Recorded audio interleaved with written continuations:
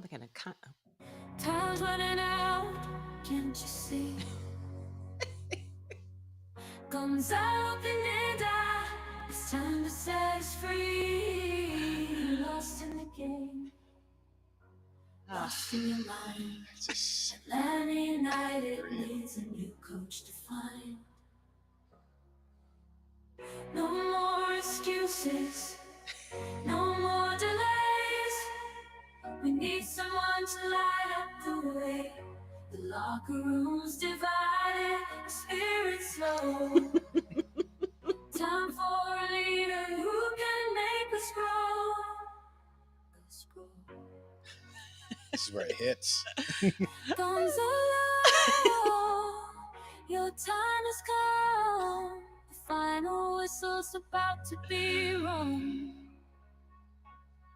The fans are restless, the fire's gone. Atlanta United, we're singing a new song. Singing a new song. Singing a new song, people. We're singing a new song.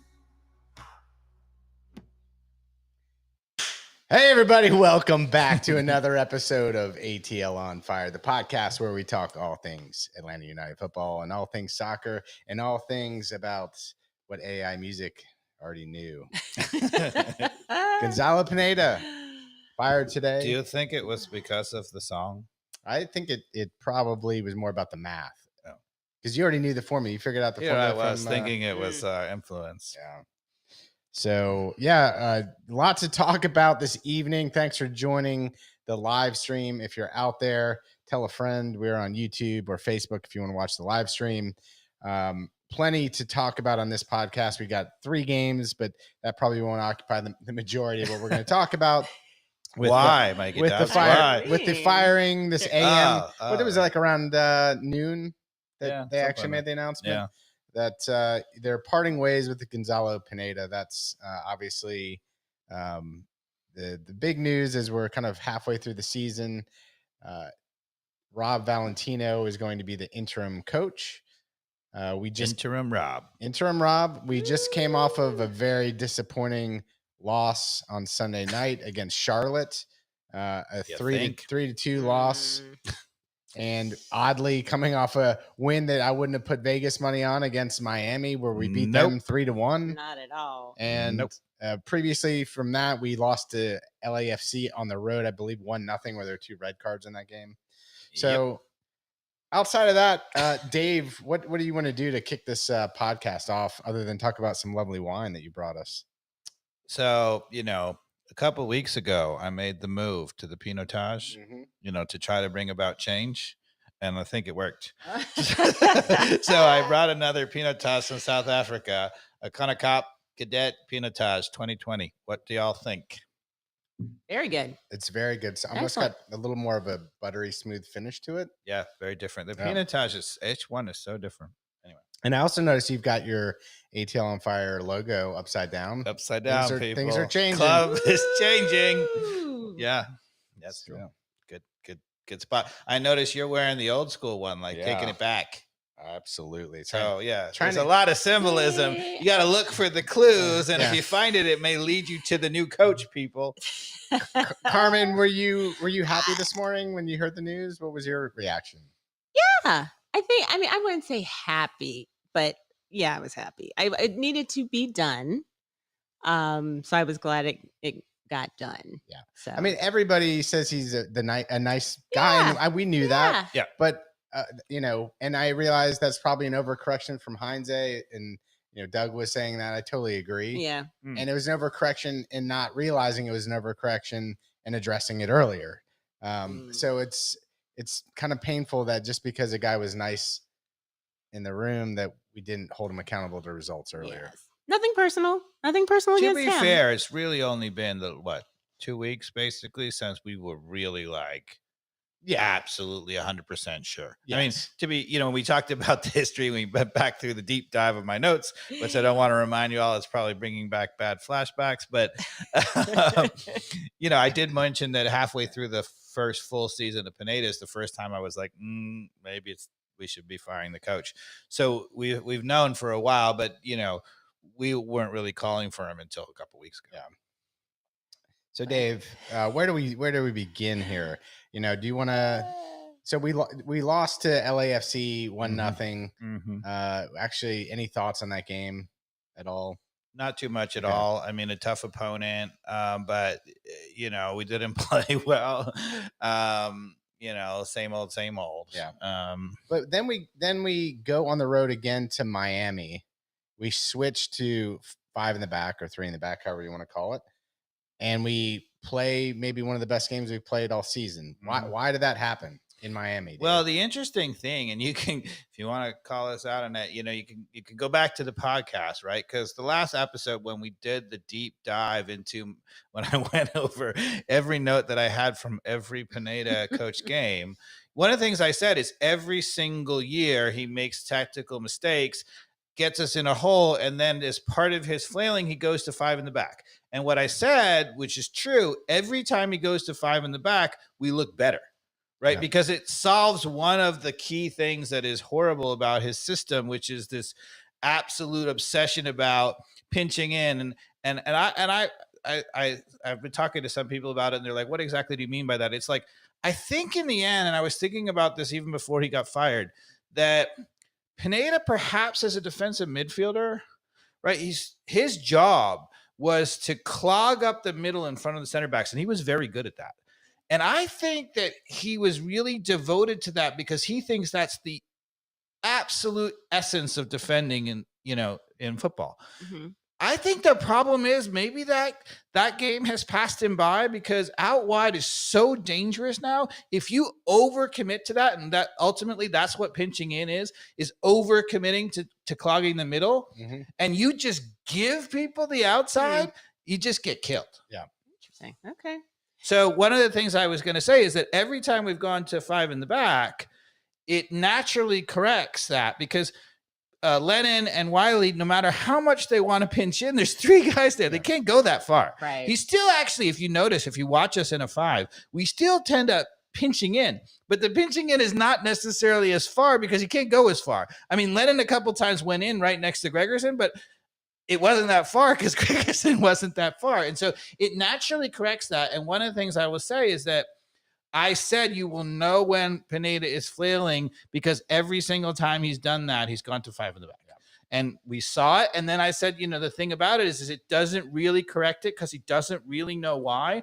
And what you'll see is once it works, and in the past, it's really worked for a few games, right? Once it works, he doesn't know why. And so he doesn't know whether he should stick with it or go back or whatever. And you saw that in this game. He stuck with the exact same lineup for kind of no reason, right? Because he said in Miami that he went to 5 in the back specifically to clog up the Suarez Messi space right in the middle. Because those guys don't go out wide. They don't have the speed to go out wide anymore. They really go through the middle. Yep. And Miami doesn't play out wide that much. So because you're not going to be crossing into Messi very much. He wants to play ticky-tacky, whatever. So he went to that system for that game. It worked, and we'll talk about that for a second why, but then he stuck with it, not because it matches up really well with Charlotte, but because it worked. And that's when he didn't really know why it worked, and he's flailing. And why also, or Carmen, were you going to say something? Oh, no, I'm letting y'all get into it. We're going to thank our sponsors as soon as y'all. Yeah. We'll Good do that call. in a second, but keep going if you want. Yeah, no. Keep us honest. Yeah, keep us honest. Another question about the Miami game, though. Yeah. Why is it that we clogged the center, right? Which makes sense. We're away, right? To go 5 in the back against Messi and crew. That all makes tons of sense. But why did we see an elevated performance from some of the players? I think Almada certainly playing in front of Messi. There's going to be him giving it all in front of his peer. With the armband on. One thing that a lot of fans were saying that, they were sort of agreeing with Pineda that the team doesn't fight enough, right? That the team is not as, I forget the term that Pineda used, but he said, we did so much because basically our attitude was so much better. Yeah. And mentality is the mentality. That was it. That's the one he used. So The thing about that is, yes, of course, there's no such thing as being a manager that's just tactical without getting the players up for playing. You got to manage. You got to keep people happy. Yeah. You got to keep bench players happy, etc. Anyway, but the point about the mentality is when you get the tactics wrong and the team is struggling, it doesn't matter if you're like, maybe there might be certain players who have the greatest mentality that they can be in last place, with 3 games left to go season playing for nothing and are still 100% mentality. But most people, that's just not the case. So what I think you've seen from a player like Almada this season, particularly as it's gone bad, his attitude hasn't been bad. He hasn't been bad body language, like blaming other people, but you just lose a little will. Right. And the elevation in that game, I think, as you point out, is, okay, I've lost a little will. I haven't been playing that well. He knows that. But now I'm playing in front of Messi. And that's my idol. And I'm going to show. Yeah. So I agree with you 100% that was particularly for that player, but probably even for the whole team. You want to show. Yeah. Absolutely. And we haven't shown the previous times against Messi. No, we can't. No. So, the psychology part of that is interesting. Saba obviously raised his game in that one after, again, showing last night that he still can't score. Everybody's talking about Saba raising his game. I don't think Saba raised his game in that. He scored.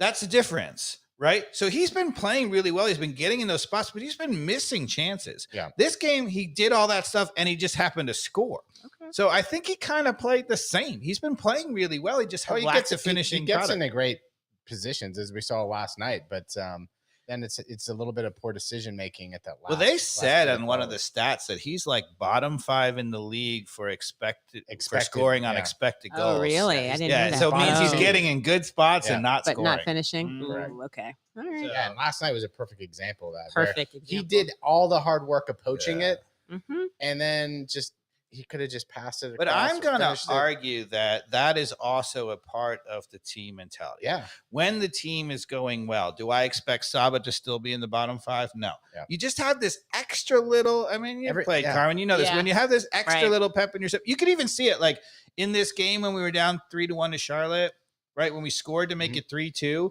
there was like a little like, okay, maybe we can go, whatever, which is one of the things right in that moment. Saba, right? Super good. And then he brings him off. Yeah. I was like, when we just scored to make it 3-2, even if I was planning on bringing someone in, I would stop. Be like, keep it going. Yeah. Keep it rolling. So I want to get back to Pineda as soon as we can here into our sponsors first. But last thing on Miami, why did Thierry get that yellow card? He got fouled and then was actually delivered. It's right at the beginning of the second half, I think. I was like, what was that? Yeah, it was a little. It was like the weirdest that was call. Strange. Did he say something? You're talking about no. He thought that in the Charlotte game. No, this was the Miami game when Thierry was running out of the back. Yeah, it's like in the middle of the field. We were breaking away in middle field, and I don't know if it was Busquets or Alves. I can't remember. Like basically threw his hip out in front of him, and blocked him. Yeah, and so he fell over him. It was a total foul on him, and then Thierry got a yellow card. It was very strange. It was very strange. Yeah, because I thought he was complaining about the foul and got the yellow as opposed to on the foul, but I don't know. I have no idea. All right. Then goal line technology. Yes, we need that. But let's first take a break and remember to thank our sponsors. Oh, yeah. Wild Heaven Brewery. About to be 3 locations, but there's 2 that are open now. One here in Avondale Estates. And they just got food at Avondale Estates, right? They have that. I don't know the name of the truck is, but some good food. I had some. It's very good. Menu. I will post it on our Twitter account. Carmen, have you been sneaking around and not going to Wild Heaven? I have. So there's a new. I don't think he's. Call us when you go. I don't think he's a Michelin star, but he's gotten awarded and accolades from. Whoa. Like James Beard. Yeah. I think even higher accolades than that. It's either with the deli near Emory. What's the deli near Emory? General Weir. General Weir. Yes. Yeah, he does that. Yes. So and I looked at the menu. It looks good. It's very. It looks real good. I'm in. Let's go. So get up there. Let's stop the podcast. Have a beer. Yeah. So that is at the Wild Heaven location. So there's going to be a permanent here in Avondale. Okay. Yes. Well, that's where we're headed after. Thank you, Carmen, for reminding me of that. And too bad we have too much to talk about. And then, of course, there is Wolf Mountain Vineyards. Yeah. that is located up in Dahlonega, Georgia. Beautiful winery, great place to take the family or your significant other for a glass of wine, some lunch. If you're planning an event, get up there. Wow. It's going to be a little hot, so try to Great. get up there in the morning. Great. Yeah. Go now. Food's good up there too. I'm all Yes. about food places. All right. All right. So, Dave, did you watch the presser with Garth Lagerwey that I did. went up 3 o'clock? What were I did. what were With some of all your the thoughts? chaos that was work today, I Yeah. did manage to sneak in the presser. I watched it just before you guys came over Yeah. after I ate dinner. So Mm. it's fresh in my mind. Mhm. And definitely a couple nuggets there that, are a little disappointing, but also interesting. And we mentioned, Rob Valentino is going to get the interim position, but it sounds like we really haven't been doing much homework on like who a legitimate candidate is. Yeah. So let's start by saying that clearly from the statement they put out and the presser, it is firing Pineda and starting a search. And not just starting a search, they've said with the idea of having a head coach in place for the start of next season. Yeah. Right. They clearly, that doesn't, now that could change, right? So if it turns out that the starting, that the coach that's available is one of the European coaches available right now, I'm sure they'll bring him in. Yeah. But the plan as of this moment is clearly that Valentino coaches the rest of the year as the interim, and then they bring in the head coach. So how do you feel about that? I'm not stoked. Carmen and I were talking about this before we got started. I was tweeting about this with another gentleman that was, basically disagreeing with what my sentiment was, which is I think we needed some really good candidates lined up, if not kind of even knowing who our guy is. It's at this point where it's not a mystery that this equation of, Dave, if you want to talk through, and Garth mentioned this on the fact that we only have 18 games left, we need an average of 2 points per game, which is 32 points to get us in the top 4 of the East. So we have a home game. Yeah. That's the math he wants. So he said this apparently he said this prior to the Charlotte game on 92.9 the game. He appeared on Dukes and Bell, I believe. And Lagerwey said this until you get too far for 2 points per game. I didn't see the interview and I couldn't get it online, so I didn't know exactly what I said. I just saw a tweet about it from somebody else. It clearly meant, in retrospect, what he means is that so the best you can sustainably do, which I agree with him, is about 2 points per game, right? So if you get 2 points per game for the whole season, you're basically Supporters' Shield winner, right? So the best you can do is 2 points per game. So once the goal of this season, as he reiterated in the presser, was top 4, win a playoff series, get a home playoff series, win it. Okay. So he said that's still the goal. So if that's still the goal, the only way to get in the top 4 is to play like a Supporters' Shield team. He said, if the best you can do is 2 points per game, you have to know in the past, 52 points, which is what would happen if we played 2 points per game from here on out, has been enough to finish top 4. So he's been doing that math, but it's basically that time has run out or is running out. So if he keeps going, if he had allowed Pineda to keep coaching, even if we play 2 points per game, we could easily make the playoffs because 9 teams make the playoffs. But he's smart enough to know you're never going anywhere in the playoffs without a home game, which is what we've been saying all year. And 2 points per game is about the best you can possibly hope for. Yeah. And I didn't get the sense that we've been doing our due diligence across the pond either, especially since Boca's not involved evidently in the coach search directly. Garth also communicated that was basically on him. It'll come to a committee of senior leadership.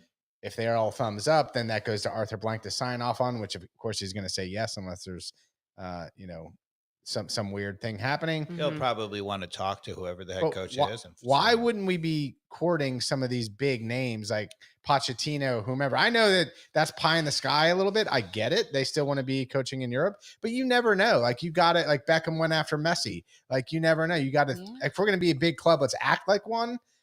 I realize that we might be, it might be a little bit of a pipe dream, but that's fine. I think there's 2 ways to do it, right? So there's 2 ways to get the coach. One is to get a coach, right, to get a European coach, one of the big ones, Pochettino or Tuchel or whatever.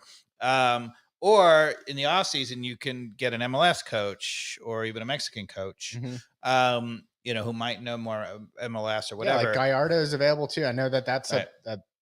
but the unlikely. timing of Son when plays on we the team. fired him and where we want, and if you still think, which he clearly says, that this team is capable, right now the moment is on for European coaches. They just finished their season, right? Exactly. They have the perfect amount of time off. So I gotta believe that they're ambitious enough that they are actually going to reach out to some European coaches. Well, that's why I'm upset. I think Garth shouldn't have been on the damn presser day. He should have been in Europe having lunch with someone. At least on Zoom. At least, you know what I mean? I'm serious. Like again, you don't have to say you're out there looking for a coach, but that's why you're in Europe on a family vacation, whatever. Give me a good signal for something. We need boots on the ground on Lagerway. Like, where is he now? Is he in England? Well, he was here today. But you're right. I need him on a plane. Carmen, can you slip one of those little Apple trackers? Maybe. Fuck it. Y'all, if y'all see him in Europe on your European vacations, let us know. Yeah. So the thing about tracker, because we need to see his face more on camera, like we did today. Yeah, a little bit of the interesting thing when he got to talking about tactics, he was like, he said something that was very non-Pineda, which is, you need someone who's a little bit practical about the tactics. That there's a number of ways in which this club can win with the players we have. It can be a pressing team at times. It can be a team that sits back at times. Can do different things. And that is not the way Pineda coached. But the interesting thing, when we talk about some of the European coaches, some of them are very, very set on their system.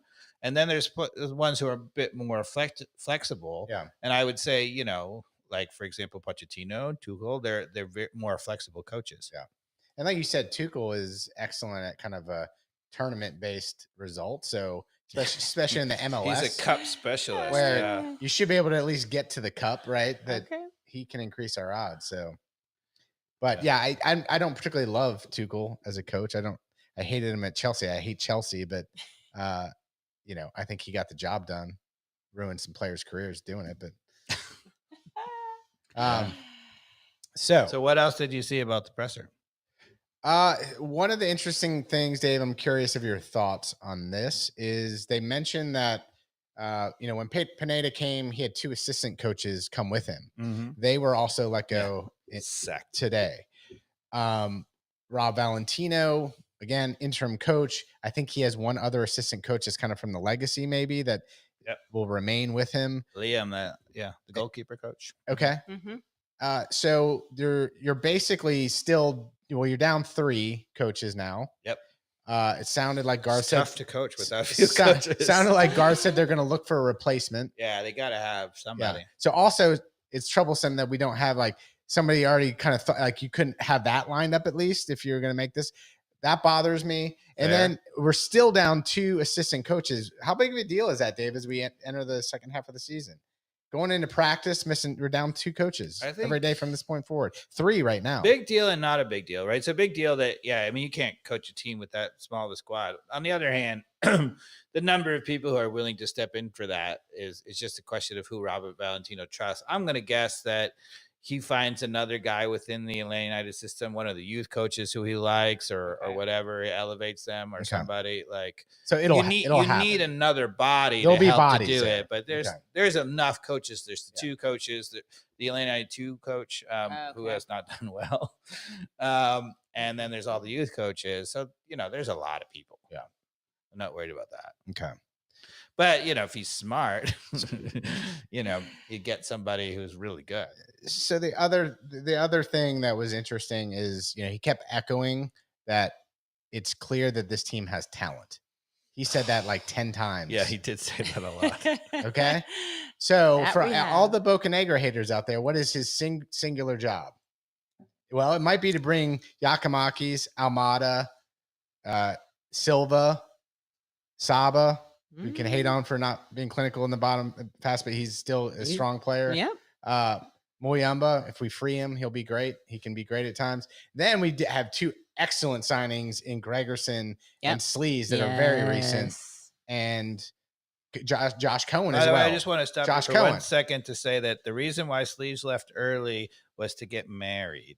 Oh, He got married in Poland early prior to the Euro. So That's congratulations yeah. on Sleeves to getting married. Y'all are nicer than I am. 'Cause I was like, if you're getting married, I agree with you. there are like a whole lot of times you can get married, I agree with unless you. there is a serious like shotgun reason to get married. Yeah. I'm going to Now, need you the to plan reason that why some other the time. reason why he did it was Mhm. clearly to get married in Poland, to have the thing. But to me, I'm like, okay, Mm. you should be able to do it in the off season. And Right. honestly, as a Right. club, I'm not sure I would release the guy early to get married. We need you more than that. Yeah. Like you get to schedule your wedding. Exactly. Yeah, when I mean, heard there was that, a very famous story.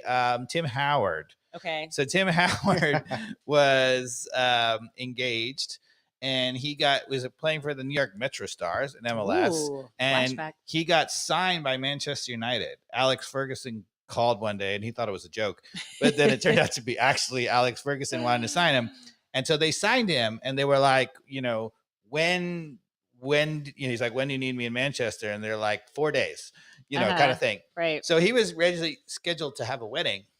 And so him and his fiance, they went to Central Park because he was leaving from New York. Okay. And they just got an officiant and they got married. And then they hopped on a plane and flew to Manchester. Yeah. Prioritization. Which makes complete sense. Yeah. Who wouldn't do that? And it turns out she was really pissed, of course, because, her gorgeous wedding, blah, blah, blah, blah, blah. And then because she had no idea, it was a really amazing story. She's from Tennessee and she had no idea.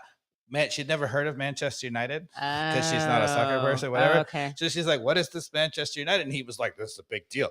You think?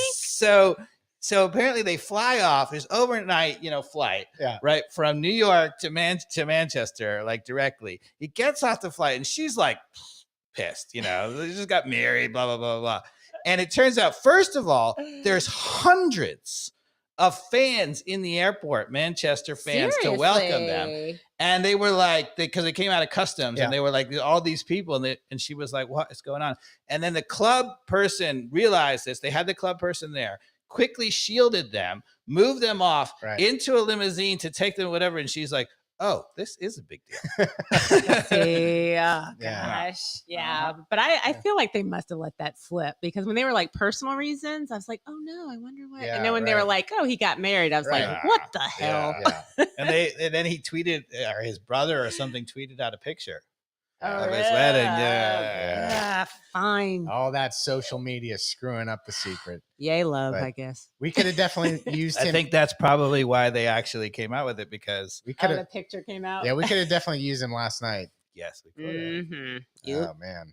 Yes, we could have. But yeah, that's poor planning. Now I don't know Polish women very well, but maybe she was gonna kill him or something. Possible. And then he just made the executive decision. If Sleaze has a wife, she's gonna be alive. Yeah. So I can buy that. That cracks me It's up. weird, but I can buy it. Hey, all right then. So anything left in the presser that I didn't touch on, Dave, that was of interest to you? Well, part of the thing that I think we want to talk about extensively is he was asked about, how do you go about the search? Like, what are you looking for? And that is, I think, probably the most important thing. So do you want to tell them what he said, or I can?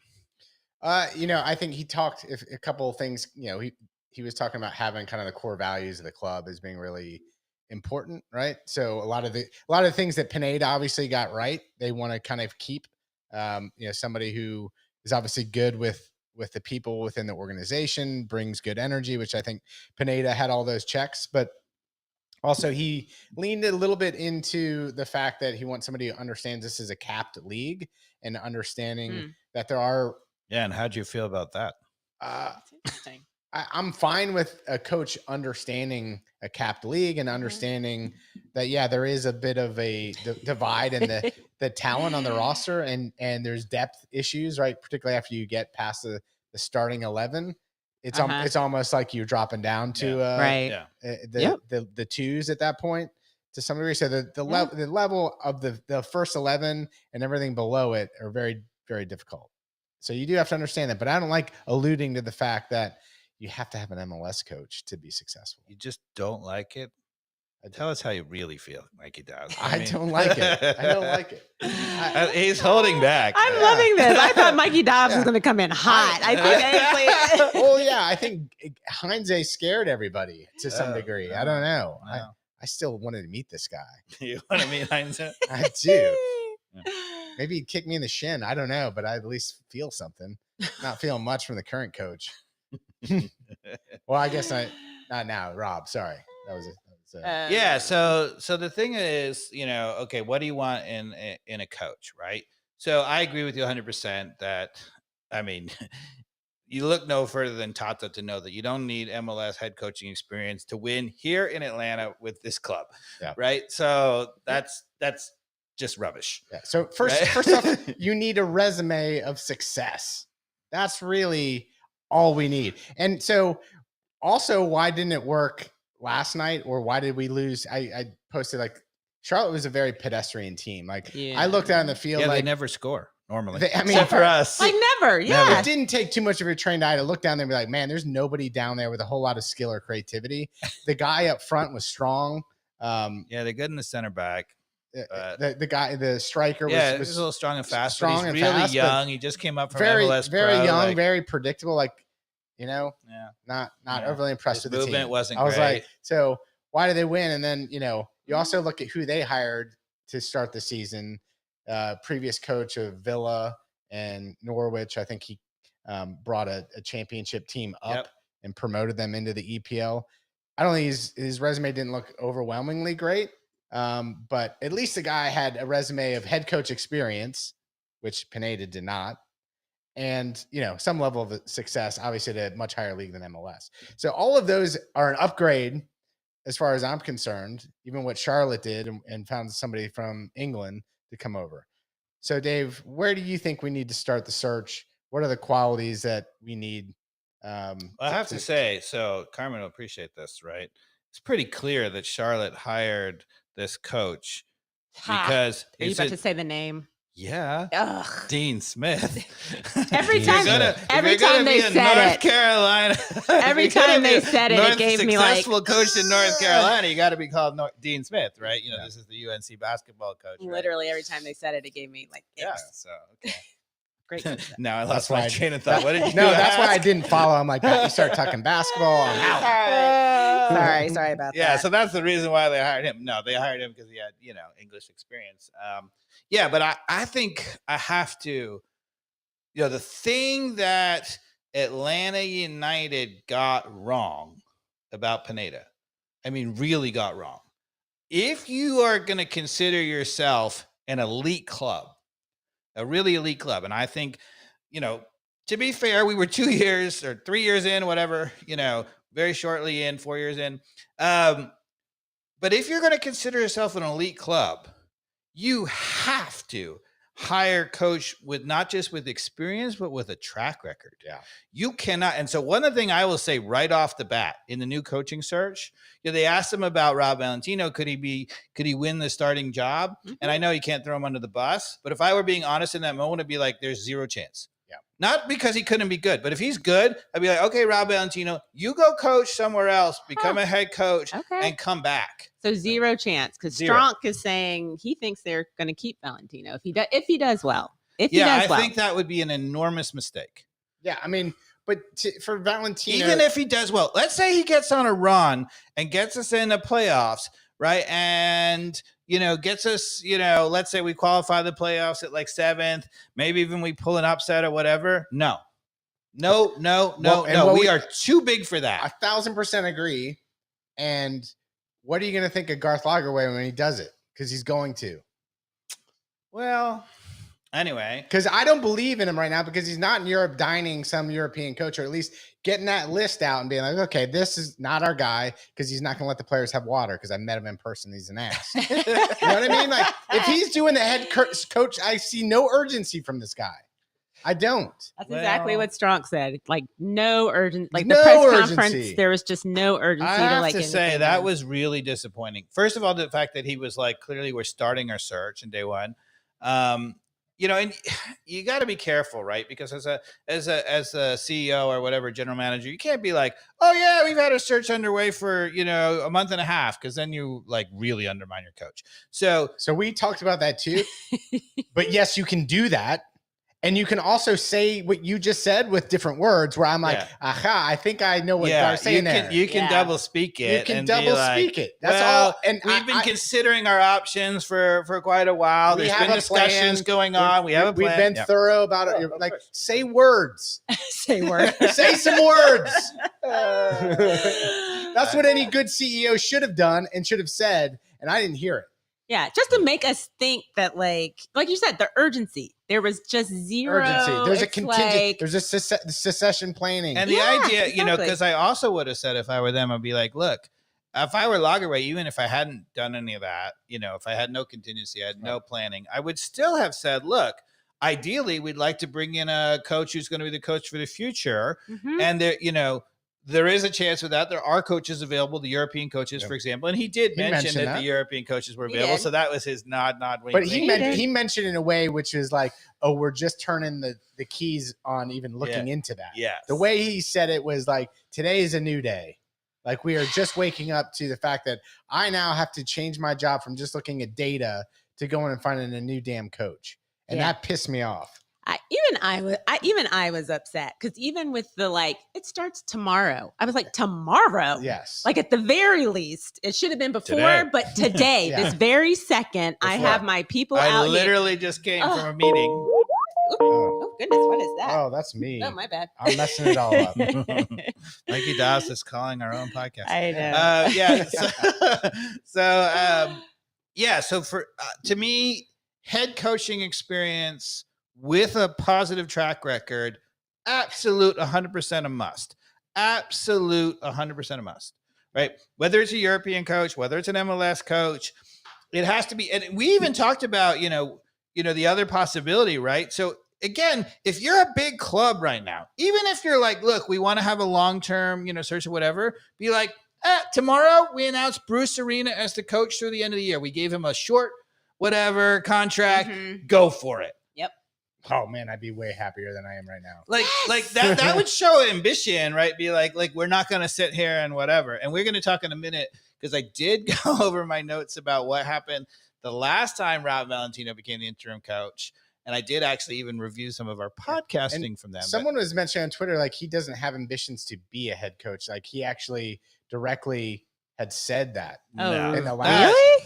I mean, if that's true, that's absolutely crazy. That's what I thought. I've never too. found any assistant coach ever who didn't want to be a head coach. Right. I mean, there's some that are more comfortable being an assistant coach and are like, I'm real comfortable here. I love working for this guy. I could work for a long time. But even them ultimately want to be a head coach. Yeah. Why wouldn't you want to be? I mean, come on. Exactly. Yeah. I'm not buying that. But it was, it was somebody that normally has credible information.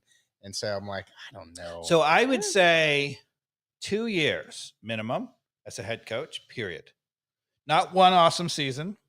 Not one awesome season. It has to be at least 2 years of experience, and it has to be a positive trajectory and good, record. And everything is qualified, right? So if you're coaching a tiny little team in against the best teams, you don't have to win the league or whatever, but it depends on who you're coaching and the amount of resources you have and whatever. Everything has to be judged against who you have. But there has to be a head coach with a track record and a positive track record. Period. Fingers crossed. Period. Yep. Otherwise, it's a fail. You can't take a chance. I mean, then, the number, we're here in Georgia, and everybody will probably be saying, yeah, what about the University of Georgia Bulldogs and Kirby Smart? He was an assistant coach, greatest hire ever. Right. Okay. But the number of times that happens is so small. So small. The vast. If you're a club, also you just get assistants from Alabama, which is that's a whole different thing. That's the thing. Yeah, that's a different equation. Yeah. Honestly, if you look at the assistant coaches from Alabama, a huge number of them have failed. Oh, they have failed. Totally failed. Because the problem is when you get an assistant coach, it's from a team. Right. Yeah. Obviously. Right. Nick Saban in terms of football. Right. And then you have no idea whether the assistant, they could be Kirby Smart, who turns out to be a terrific coach, Okay. or you could be an absolutely awful coach, and it doesn't matter because it's going to be covered, right, by the head coach, right? Nick Saban is just going to make the ultimate decision, so he'll rein in the bad decisions and go with the good ones, right? That's why he's, Nick Saban, right? So if you are a smaller club, right, you've got to take that chance, right? Because you got to go for someone, maybe, hit lightning in a bottle, right? If you are a big club, right? And I'm not talking about you have to get a recycled like super whatever. It doesn't have to be a Pochettino. It doesn't have to be a Mourinho. It doesn't whatever. It could be an up and coming coach like, McKenna, who is the Ipswich coach, right? He was an assistant under Mourinho for Manchester United. Carmen, you probably remember that. Okay. All right. And then he went to Ipswich in the second division. They were really struggling. They were close to the relegation zone. In the last 10 games, he got them completely out of the relegation zone. In the first year, he got them promoted to the championship. And then in his second year, he got them promoted to the Premier League. Oh, so okay. That's the kind of coach. I'm not what we're going to get him because he's already signed a long-term deal for Ipswich. But that's the kind of coach you could buy into, right? Because he has a 2-year track record and he's done really, really well. Does that guarantee he's going to be good? No. Right. You don't know, but that's what you have to bank on. Okay. The Colonel has offered, and I don't know this part, so I apologies. Thoughts on Ronnie Delia? Delia. Yeah. Right. I think he's available. Are we looking? Is he Belgian or something? I just looked him up. Yeah, briefly. he's an MLS coach, right? Okay. All right. So I don't know where his club. Carmen's pulling info up on the screen. Fires coach Ronnie Delia ahead of playoffs. So I guess he was in maybe he was in MLS before. I don't know. He was. He was with New York City FC from 2020 to 2022, and then he moved to Belgium with Standard Liège, and then to Club Brugge. Okay. All right. They fired him. Certainly a guy who succeeded in MLS over a couple of years. Sure. If I'm going to go MLS, though, as I've said from the very beginning, if you're going to go MLS, to me, there's really only 3 coaches, right? And I've done a deep dive into the current MLS coaches, right? Of course you have. It's the Crew coach, the Cincinnati coach, and then who's the third? Bruce Arena. Right? So I think Bruce Arena would have been the right call today. Yeah, that would be amazing if they had announced an interim coach in Bruce Arena. That would have been How do you epic. feel about that, Carmen? I would have been completely fine with it. I mean, we don't know what he said. I know. Like I said, we don't know what he said. If it comes out that it's awful, I don't know. I mean, he's interim for now. I would call him interim. I would call him interim and then see what happens and go from there. I think that's exactly by the time people figure out what he said, the care. season will be over and you can fire him again if you need to. I'm okay with that. I'll sleep well under that. Those conditions. Well, I think I said, so in the big leagues in Europe, the top teams, they have a tradition of poaching the best coaches from the lower teams in their own league, and they weaken those teams at the same time they get strength. So that's what I've said in the podcast. Did this Dahlia guy win the MLS Cup with NYCFC? Was he the? He mentioned that was he? Yeah, MLS he was. Cup winner. He was. Colonel he says was yes. the coach when they won the title. So that's a and good then point. He moved on. Yeah. Sure. So not only a resume of winning, but winning the MLS Cup. Okay. So good call, Colonel. Yeah, it's definitely a candidate they should be talking to. Yeah, I'm just looking. Like I said, Gar should be over there right now in Belgium having some waffles. But they're starting tomorrow, Mikey Dobbs. He could get there in time to have some waffles. He has 46 wins, 15 draws, and 29 losses in MLS. So that's 90 games in MLS. It's pretty similar to Pineda with a way better record. Standard Liège, he did okay. Bruges, I mean, they fired him 28, 11, and 10. How did why you fire him? Because he didn't win the league? I don't know. I obviously don't follow club with standards. Club with standards, Dave. Yeah, it's an interesting call. I mean, I to me, when Lagerwey was describing the practical coaches, there, right away my mind went to Europe because that's who's available now, right? And when you talk about the practical coaches in Europe, big name, right? So ideally, in a perfect world for Atlanta United, you want a coach with a name who's gonna, if comes in from Europe, who all the players like Almadas and Barcos, etc., PDs know that he's got the connections to sell them onto Europe, because that's what they're looking to do, that's right? a good point. Yep. So, and ideally, you got a guy who even has some kind of Hispanic connections. That's why my mind immediately went to Pochettino, right? So Pochettino was a Tottenham coach, succeeded really well. Argentine. Then he was the Paris Saint-Germain coach, and then he was the Chelsea coach. Chelsea just fired him. He had a terrible sort of first half of the season and then was amazing the second half, got the team all together. And he's Argentinian. He speaks Spanish. He speaks fluent English. Okay. He's a practical coach who doesn't seem to, and he has a history of bringing through young players, right? That would be a dream signing for us. Oh, yeah. I mean, so you not only say dream just because he has a name, but a dream in terms of a match, right? Hispanic, Spanish, you have the practical coaching style, bringing through youth players, and he might just be sick. He's done really, really well now at Paris Saint-Germain and really, really well at Chelsea, and they both sacked him, right? Kind of, Paris Saint-Germain sacked him. He won the title just because he couldn't get the Champions League winner. Yeah. He had a couple of unlucky ties, right? Ties being, matches versus in the Champions League where they lost. And then in Chelsea, I mean, Chelsea was a mess. He sorted the whole thing out in a half a season. Mm-hmm. They struggled over the first half of the season. They were almost the best team in England over the second half of the season. How did he do at Tottenham? Wasn't he at Tottenham? He was amazing at Tottenham. Mm-hmm. He got them the Champions League final. He got them qualified for Europe every year. He contended for the title. They didn't win, but Tottenham has zero resources. When he went to under Daniel Levy, he asked for players, and Daniel Levy was like, no players. And he still got them to the Champions League final. So he seems like a dream. The other guy who's a very practical. So, for example, another guy who's a very practical coach, Allegri for Juventus. Mm-hmm. They just fired him because they're nuts.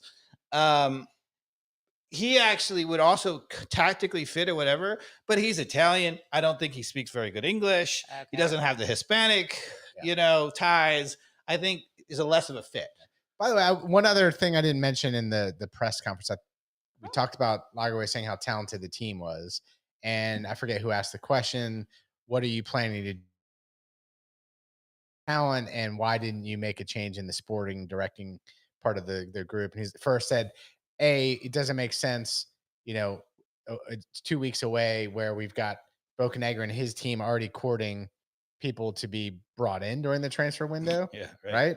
To shake that up right now wouldn't make sense just from a practicality standpoint. But I think there's a secret in there too.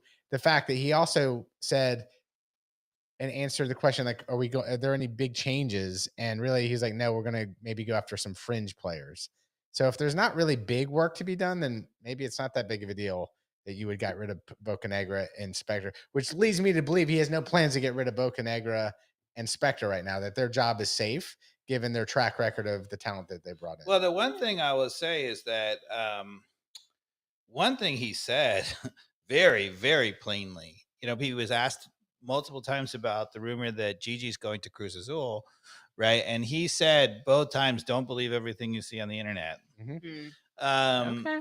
So, and he said, we have no plans to bring in a designated player, et cetera, et cetera. What that says to me, it doesn't mean that Gigi couldn't leave tomorrow. Mm-hmm. But if Gigi leaves tomorrow, it's because Cruz Azul comes in with an epic bid, like 20 million, 25 million. Right now, they reportedly at 10. I don't think Arthur Blank is going to be like, yeah, you're taking our best designated player with a new coach over 10. Yeah. I don't think so. They don't have to. There's no, and I think that's what he was saying. He's like, he admitted that they were negotiating. Unless you've got an unhappy player. Yeah, but if you have even if you have an unhappy player, that unhappy player has got a new coach. No, he doesn't. He's got an interim coach. Yeah, but even then, I think that's a new sheriff in charge. But that's a good question. Like, as a player, how do you react to this, knowing you're going to play under interim coach? Yeah, he knows Valentino. Is he really that energized over the new? I mean, it does sound like Valentino does have a very different tactical philosophy. That's another thing Garth mentioned. At least he alluded to that it is different in terms of Pineda, which thankfully is the case. But I don't know, what is Valentino's tactical style from what you saw during his interim run previously, Dave? Yeah. So what did we see from Valentino? Right. So Valentino went with 5 in the back. He played his entire time here, he played with 5 in the back. Yeah. So the fact that it worked in Miami, I would kind of be shocked if you didn't see 5 in the back from him. I mean, you never know. I felt like, in reviewing my notes and listening to our podcast from back then, so first of all, he really just freed the players. I actually noticed when I was critiquing him, I was listening to our podcast, I was critiquing Alan so, going back, we had Alan Franco and Walks as our center back, Anton Walks. Oh, wow. So Alan Franco, as soon as he was freed, started stepping into the midfield really aggressively and was really winning balls. And I was like, oh, where has that been all season, right? And it was great. But Walks, who has a tendency to retreat, right? A couple of times when we got caught, we scored a bunch of goals, but we also gave up a bunch of goals under him. And a couple of times when we got caught is that he didn't cover him behind. Now you go okay, well, he didn't have a lot of time to coach that. So maybe give him time. But one thing I'll say is that my feeling about the Valentino era, and he had a lot of success. I mean, he literally single-handedly put us in playoffs, and then Pineda limped us into the playoffs. Mostly he just gave them freedom. And as an interim coach, that's what you should do. If I was given the team as an interim coach, I wouldn't necessarily be like, I'm going to put in my own tactic or whatever. Mostly the first thing I would do is just free the players and say, okay, let's keep it simple. Now, I felt like, again, some of the things that we do not so good defensively, sort of airplanes pinching in, whatever. We had a little bit of that even in Valentino. The people were flying forward, all the thing. It was very aggressive offensively and very vulnerable defensively, and it was fun. But I will say, right now. I will say that he did it with a lot more freedom. So that team played with a ton more freedom. Right. And we're going to get to maybe the tactical board in a minute as to what lineup we would play literally this weekend. And then also what you could do. But the one thing is they played with a lot of freedom. And one thing that maybe we didn't talk enough about in the Pineda era is offensively, even when we were doing really well, it was very methodical. I always call it bubble hockey, kind of football. Mm-hmm. We would send Lennon forward and he would make the same run, and no center back was ever allowed to go forward. And hockey football. Yeah. I mean, we saw when we had success, even against Charlotte, this weekend, Saba came over one time all the way over to the other side. And I was like, oh, he allowed him to do that again. And it worked. Yeah. Because there's a lot of different ways. Pineda always talked about the airplanes creating overloads. He's absolutely right that overload is the way to do it. Whenever you get in the flow 2v1s, that's great, right? But there is a lot of ways to create overloads, including winning the ball back quickly, which we also did. I mean, the one goal that we scored, right, was on a turnover that we won the ball. The Miami game, the number of times we kept turning it over, it was I haven't seen that in such a long time. Yeah. And that's the thing, right? So if you play 5 in the back, one of the things that I was frustrated is whenever Pineda would go to 5 in the back, when you play 5 in the back, you've got 5 defenders, okay? Mm-hmm. So that's a lot. That's half your field players, right, are in the back line. So the only justification for playing 5 in the back is if you play it very aggressively. Now, that obviously means going forward on the wingbacks, and that's what I think Pineda would say. But there's also aggressive defending, which Pineda didn't seem to understand at all, which is when you play with 3 center backs, when people are talking about, oh, my center backs can't get, pulled out of the back into the midfield to go make a challenge because they're leaving a gap. When you're playing with 3 center backs, oh, yes, they can. Because there's still 2 center backs back there, right? And they should. When you're playing with 3 center backs and a 5 back, they should be aggressive as hell going to challenge and win the ball because you got other guys back. So should we go tactical board then and have you describe what you'd like to see under Valentino as we move forward? Before we get there, sorry, I'm running around. Got a question? Just for the folks that are on. So I think you mentioned Gallardo possibly as a coach, and they were saying his son plays for us, right? Yeah. So Stronk was saying that. Somebody said Fabregas. So just before, so Gallardo was incredibly successful at the River Plate, right, in Argentina, and then he went for the big money in Saudi Arabia, and he did okay. He wasn't poor, but they're just unless you win the title, you're gone, right? you know, right. so he got sacked there like within. I don't even know if he lasted a whole season. Oh, really? Right. Okay. So Gallardo, Mexican, obviously appealing. His son plays here. He would love to coach a team. He has an incredible track record in Argentina. Okay. He is an obvious candidate. Yeah. Okay. And would he be a pretty dream hire? For sure. Yeah. For sure. I mean, again, I said literally 10 minutes ago, the track record, you've got to have a guy who's a head coach, ideally in a good league and had success. Yeah. He had tremendous success in Argentina. Yeah, but again, Garth not saying anything at all. Didn't have to mention any name or anything. You write the sentence that makes me at least connect some dots. If he hasn't had a conversation with one of the players' fathers on what the situation is, and just maybe feel that out a little bit. Just a little. Yeah, Gallardo has to have been around here in Atlanta watching his son. Like, he got some he got some starts and things. He must be been around in Atlanta. I mean, talk about your tracker. Yeah. Yes. There you go. So, Carmen, was there another? We had what was it? It says Fabregas, and I was wondering. I mean, are there any like players everybody knows that we would want to actually coach for us? Not unless they've unless they've got a track record of winning as a head coach. Okay.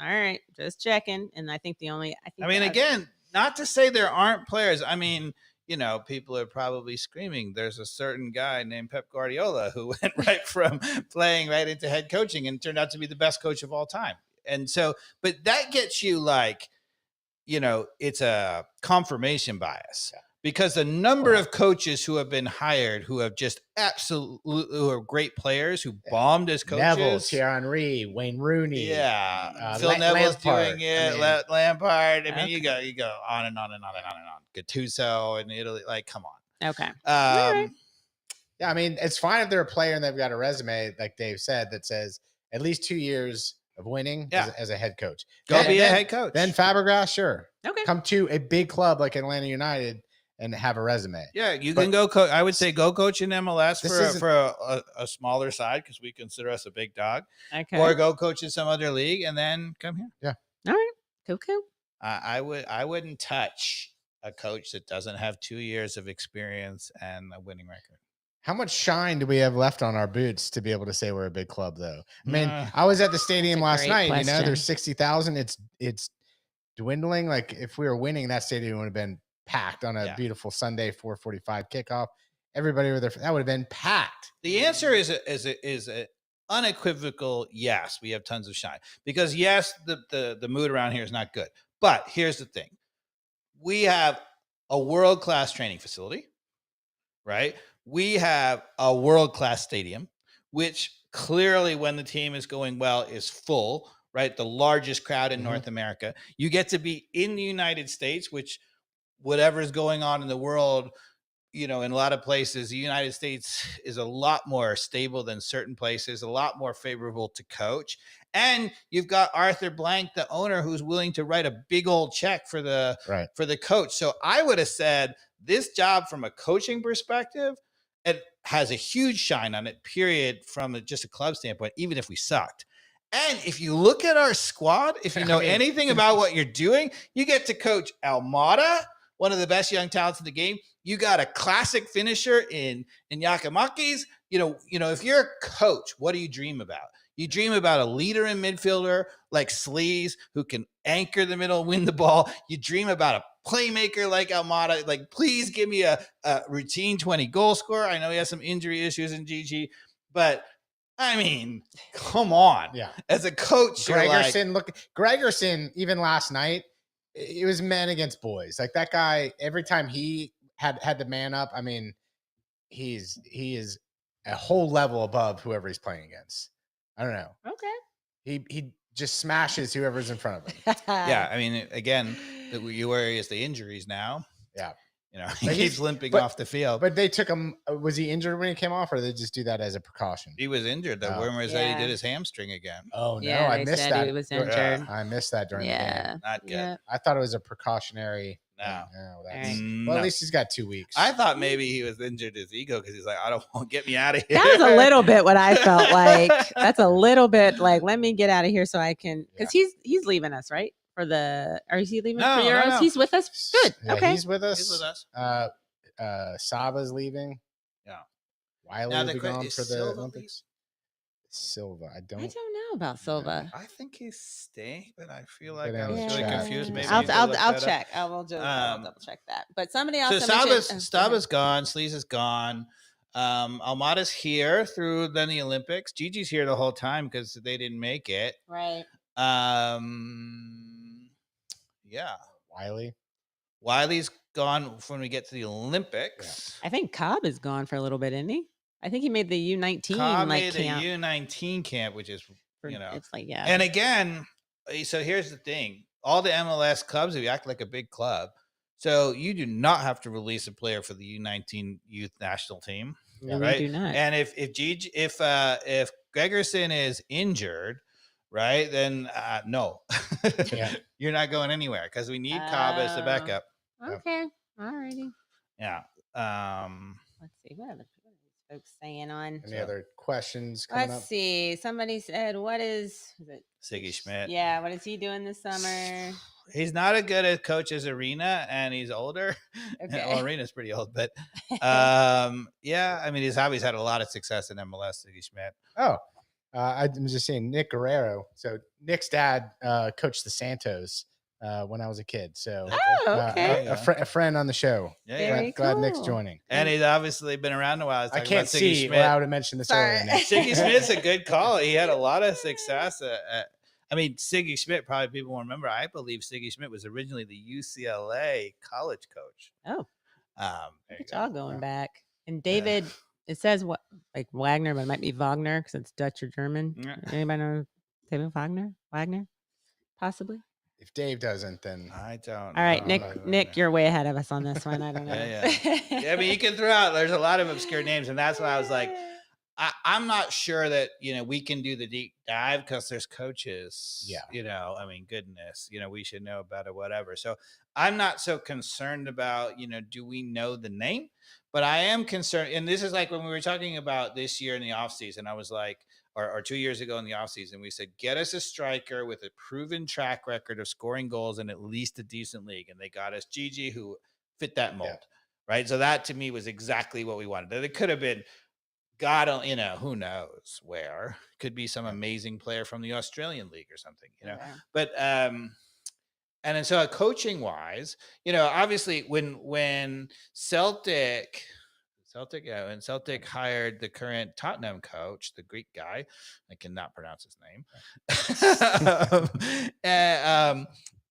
He had an amazing record in Australia, had an amazing record in Scotland. They hired him in Tottenham, and they did really. You just knew, like his track record. He's won every single place he's gone, and I knew nothing about him. I knew nothing about his style of play, and I was like, great hire, because you went and look at the record, and you're like, who knows? He could have been terrible at Tottenham, but the record suggests he's really worth it. And to me, a winning coach is a winning coach, period. Now, obviously, you'd love to have a guy who was a winning coach at the biggest club like Pochettino, right? But a winning coach is a winning coach. Like, even if you get an amazing winning coach, even from a lower league, if they've done it for a number of years, yes. Yeah. So, Dave, do you want to go tactical board? Yeah, let's talk about. So, first of all, I'll ask you. I'll throw it out to you, Mikey Dobbs. So, assuming we don't have starting. So Saba leaves, right? Sleaze is already gone, right? Gregerson's injured. So, what are you thinking about as your starting lineup if you are Valentino in what formation, and what's your starting lineup? Well, I think 5 in the back, given that. Cobb, unfortunately, Abram and Derek Williams would probably be the 3 that are available. Yeah. So you don't have too many options there. And then Lennon and Wiley out as your wingers. Muyamba is going to be in the mix, and Almada. So you said Cobb and Williams. I'm moving them on the tactical board for you. Is the tactical board up, Carmen, so that the fans can see it? I think so. Let me just double check. Yeah, sure it is. Where are we? Get back. Tactical board. So yeah, Abram. Now, are we Cobb, talking about in the next few weeks with Williams. Abram I'm not talking available? about Next this game. And who are we playing next? Abram's available. Why isn't Abram available? Oh, I thought he was playing. I thought he was on He should be- Copa, he should whatever. be his- okay. Copa, but Some of the squads are reporting. You're right. I don't know. So Argentina, I think, they are reporting already. So yeah, Copa's out. So Brahm's out too. You're right. Oh. I think. I don't even know. Is Morales then our choice? Well, that's what you're left with. All right. So then we got what? Wiley is available for the next game. Yeah. I don't know. They said he might have been shipping out like today. Sleece is Wiley. Why would Wiley be sleeping? I The don't Olympics team is not ready yet. I don't know. They said it yesterday that he might be leaving tomorrow. Gone. Then we might as well not even play. Now let's say we're assuming Almada and Wiley are not gone from the Olympics yet. That's too early for them to leave. Okay. All right. Right, because that tournament's still, I mean, the Euros is a month ahead of the Olympics, and the Euros are just people are reporting now. So Yakamaki should be available, no? Yes, Yakamaki is available. So yeah, put him in there instead of Rios, right? Yeah. Now is he still like only at 25 minutes, or is he? He's played twice at 30 minutes. Okay. To me, that's ready to start.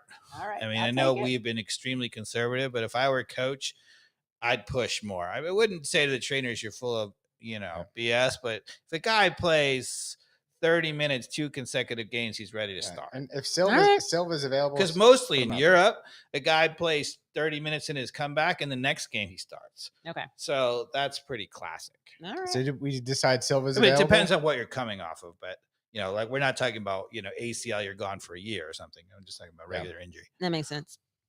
Yeah, so we're saying Silva's available. Did you look up, Carmen, What was I supposed to be looking up? I'm sorry. Whether Silva. Oh, you can't do it at the same time. Sorry. I'm on here.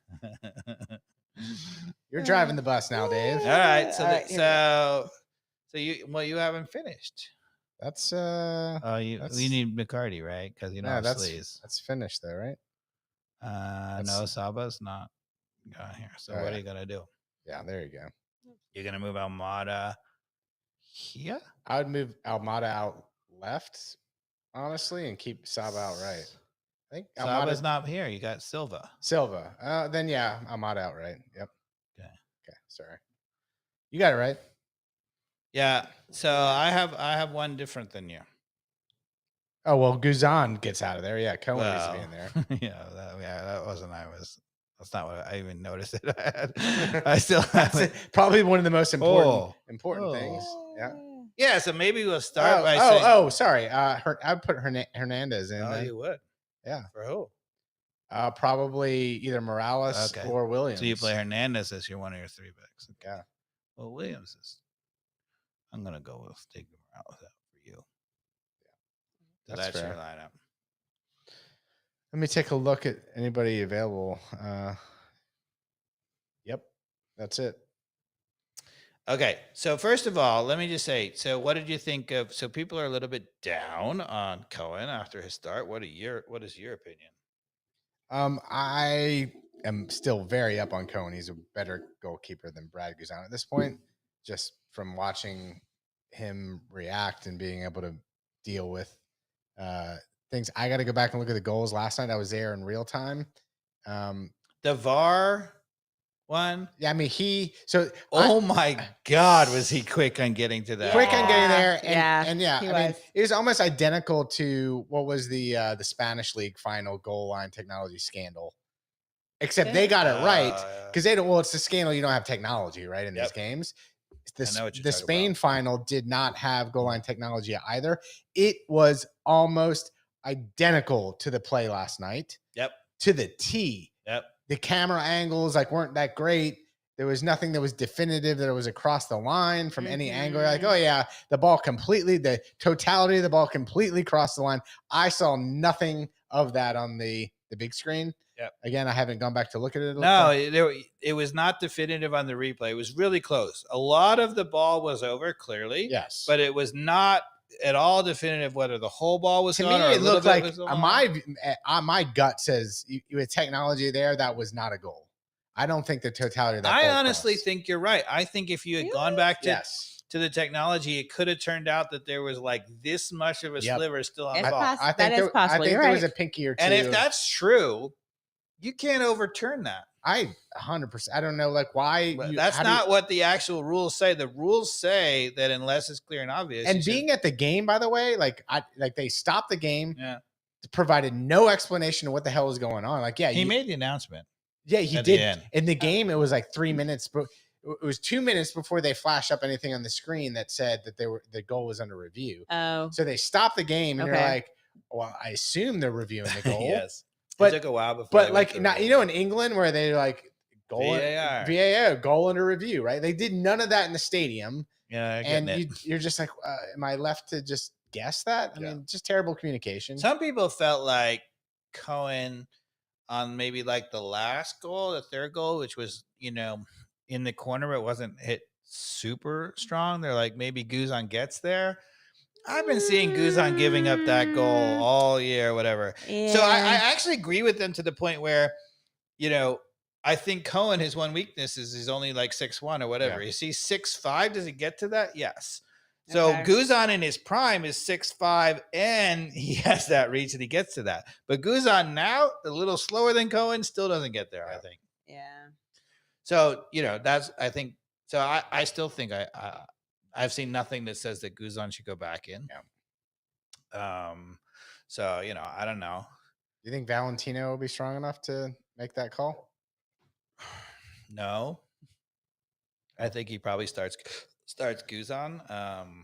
Yeah. And then once he makes that as a precedent, he's gonna have the same philosophy that Pineda has. He's gonna have to botch it to take out the vet. Yeah. There's no way. So these are the little things that are going to prevent us from getting. We're going to 32 learn about points. things.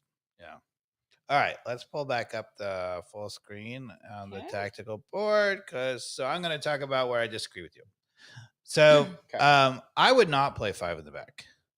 So 5 in the back is only necessary on this team. First of all, if you're pinching in and you're creating the problem, if you actually talk to Wiley, you have a conversation with this guy Wiley and this guy Lennon, and you say, okay, look, I want you going forward, right? But not all the time. Is that fair for the next game though? Yeah. Okay. Pick your moments. Okay. Well, I want you mostly like back. I want you going forward, but pick your moments. And I better not see both of you forward. No airplanes. A single airplane, yes, go for it. When you release, go all the way.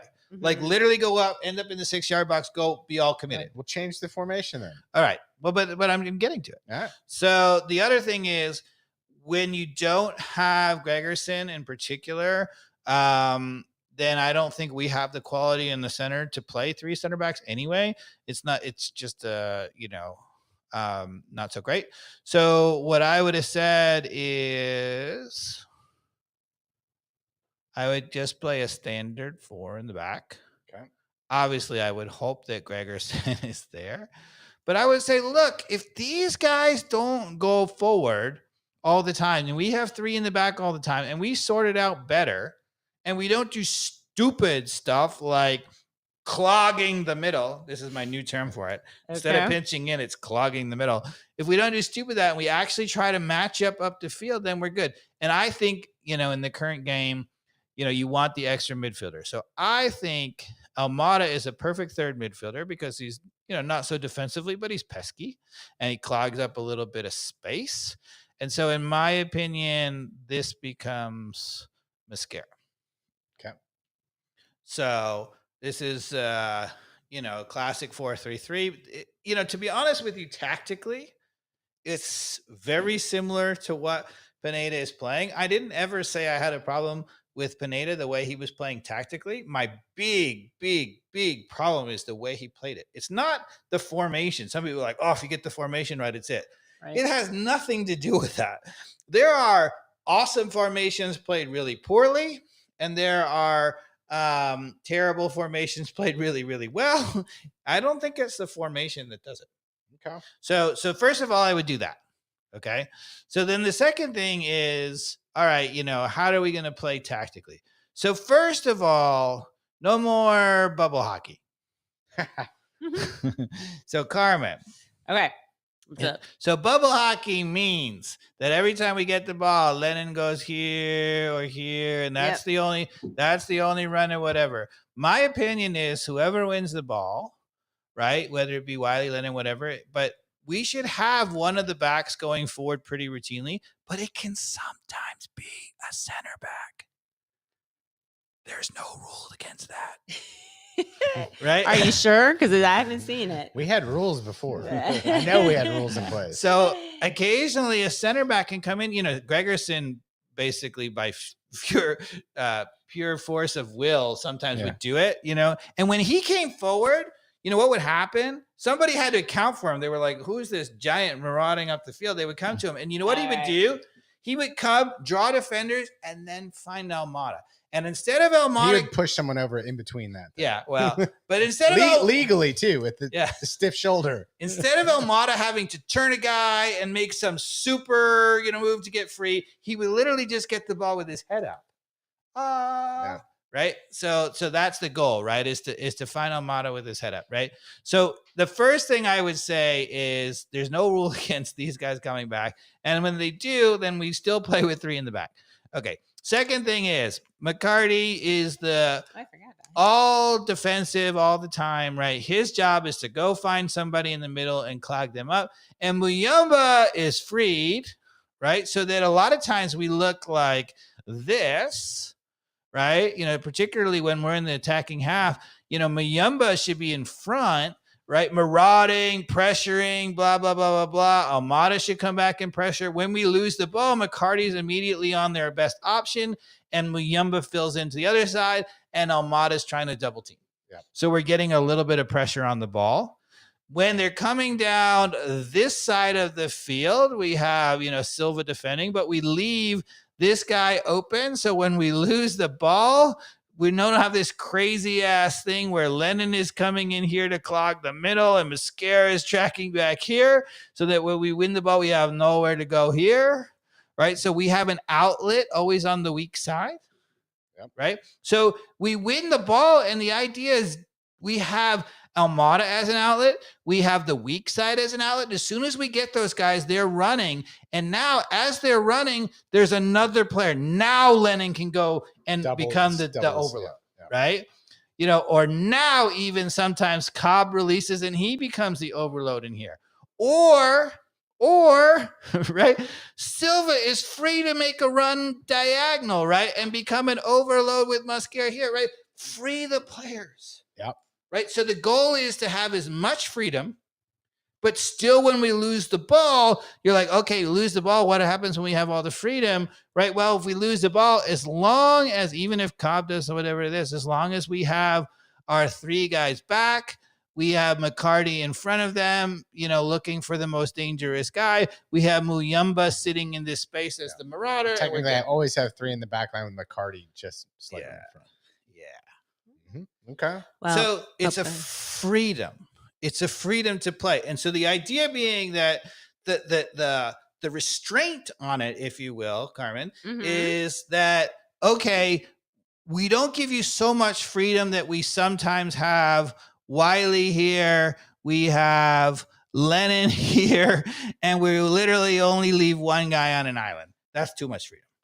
Okay. Right? I don't like that so much. I would rather, if we're going to do that, we only on moments where we're really, really up the field and Wiley's all the way at the end line, and then Lennon could be here maybe, right? Because we're really up front and he's still free to quickly get back. But for the most part, we have 3 back all the time. So obviously the normal time it's Cobb and Williams and Lennon when Wiley's forward. And then when Lennon is forward, mostly it's Wiley, Williams. They spread out like this. McCarty covering in front of them, right? Muyumba always looking to get the guy on the weak side ahead of him. That's our defense, right? That's our organization. It's a foundation on which we build on top of that. But in front of that, right, Muyumba has a license to really, really be aggressive, right? I'm asking Almada and Gigi to come and double team and get pressure on people. And the reason for that is these guys are not just back, but they're actually marking people. They're marked up. So the moment the other team tries to outlet the ball, they're looking at guys who are marked up. They hesitate, and now Gigi and Almada can take it off their feet. Yeah. We've got to win the ball up the field. Give them the chance, give them the motivation to go pressure, because they don't have that easy outlet, right? Stop giving them the super easy, we got a free guy and you can outlet it no matter what. And in bad news, Wiley is gone. He is gone already? He is gone. They have what is it, like a pre-camp. So they have a game against Japan. So is that going to be Hernandez in there as our alternative? So I would just take Wiley off and I would have Hernandez, and even more so. But again, you might say, all right, we bring in Hernandez, right? Mm-hmm. So you might say, all right, he's not the attacker that Wiley is. So he's always back in the back. No. There is no such thing in my system as a guy who is only defender. So even Hernandez is going to go forward sometimes, right? You've got to keep people honest, right? Yeah.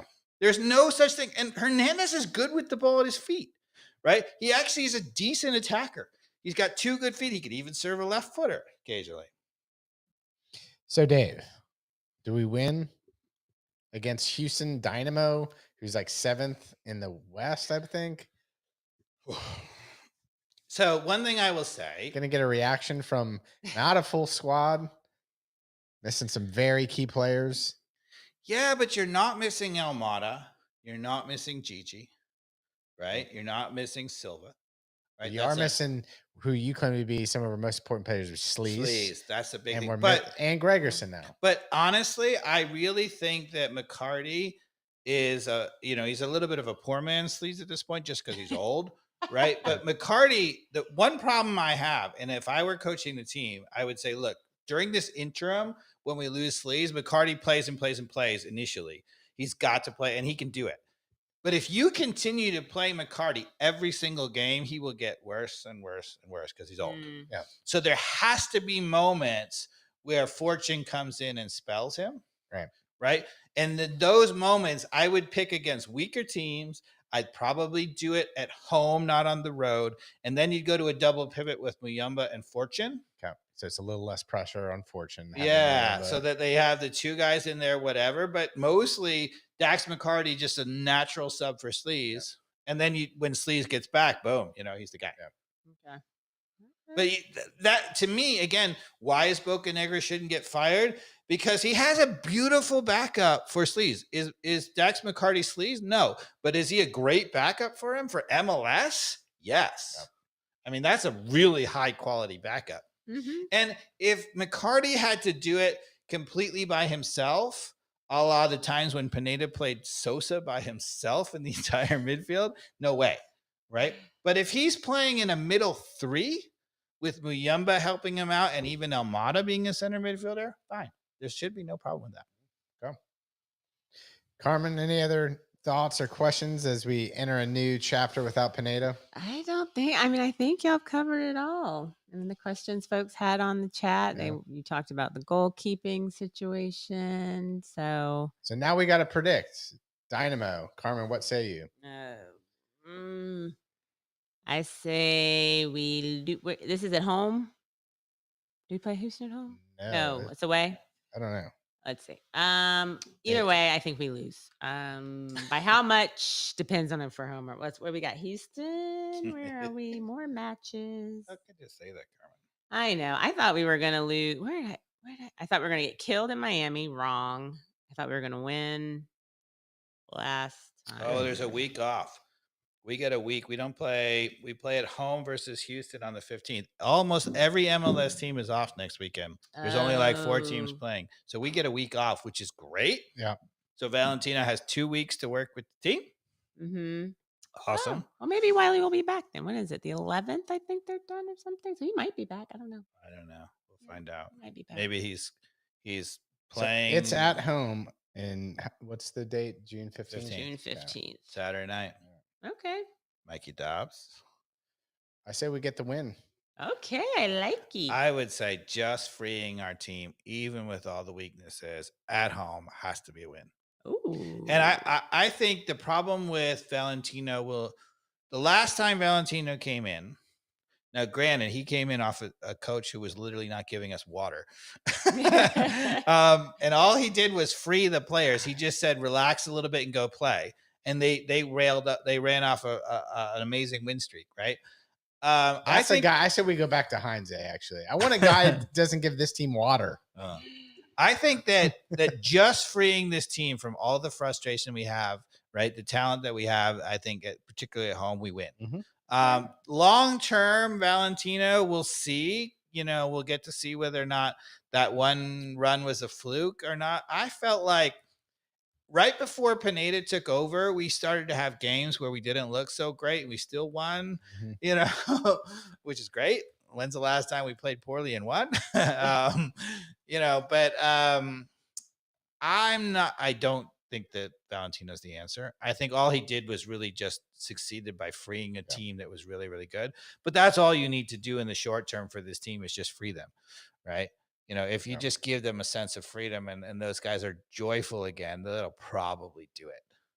I think long term, that's not enough. You cannot beat a really good Columbus team, a really good Cincinnati team, a really good Miami team in our division just by freeing the players. You've got to actually have something tactical.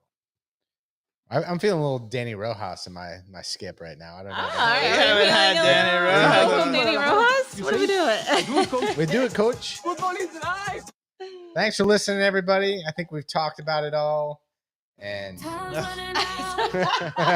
time has run out. I don't know what you want. Have a good night, everybody. Y'all want to dance? Continue to dance? What do you I want? thought you were going to hit the other the dance. Oh, okay. song.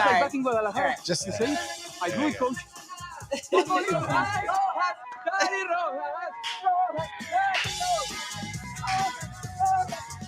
have a good night. Bye. Yeah.